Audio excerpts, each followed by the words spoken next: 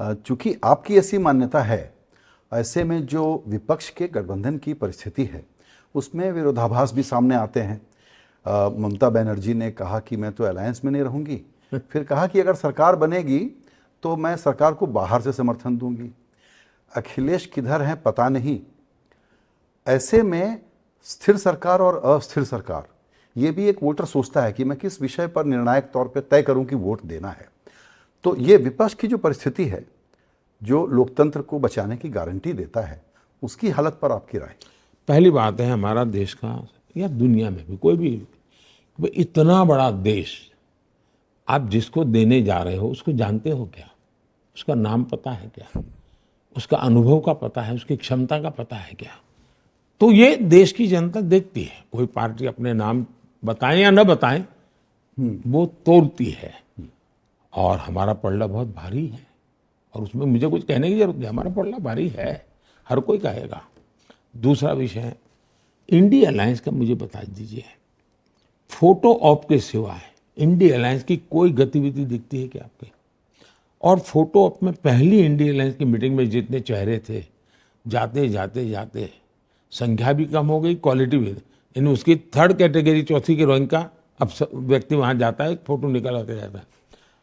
कोई common agenda है क्या? कैंपेन की कोई स्ट्रेटेजी है क्या?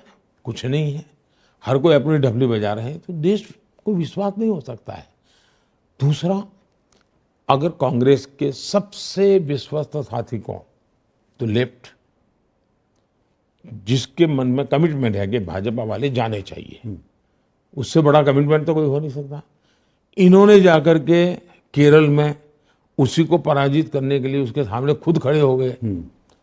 और जो भाषा का प्रयोग हुआ है केरल के चुनाव में, पूरे देश में ऐसी भद्दी भाषा अभी तक उपयोग में नहीं आई है। मुख्यमंत्री तक के लोगों ने जिस प्रकार से कांग्रेस के लिए बोला है, अब यानी ये अलायंस के लोगों की मैं बात कर रहा हूं।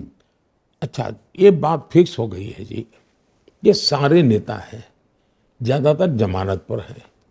इंडिया अलायंस के सारे नेता जमानत पे, और वो जमानत वो है उनके जमाने के केसेस है, हमारे जमाने के केसेस नहीं है जी। मामले उनके जमाने के हैं।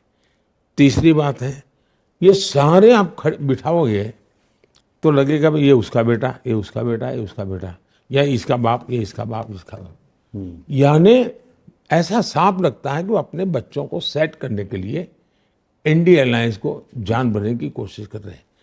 देश के बच्चों का भविष्य नजर ही नहीं आता उसमें। जब ऐसा होता है तो मैं नहीं मानता हूं कि वो देश के लोगों का विश्वास जीत सकते हैं। दूसरी तरफ हमारा 10 साल का मजबूत सरकार का ट्रैक रिकॉर्ड है जी। चाहे आतंकवाद के खिलाफ हमारा काम हो, चाहे सुरक्षा के विषय में काम हो, चाहे विकास के मुद्दे में काम हो, चाहे विदेश नीति के, चाहे संकट के समय हमारी इनिशिएटिव हो। मैं समझता हूँ देश की जनता इन सारी बातों को देखती है और उसको तोलती है, और इसलिए देश के सामान्य मानवी ने मन बना लिया है कि भारत को बहुत आगे ले जाना है जी। तो भारतीय जनता पार्टी, एनडीए एक विश्वस्त संगठन है, विश्वस्त लीडरशिप है, और जिसको हम जानते हैं, जिसको हम ट्रायल ले चुके हैं, जिसको हम नाप चुके हैं, और इसलिए उनको रिस्क जैसा नहीं लगता है, सहज समर्थन लगता है जी। बिल्कुल।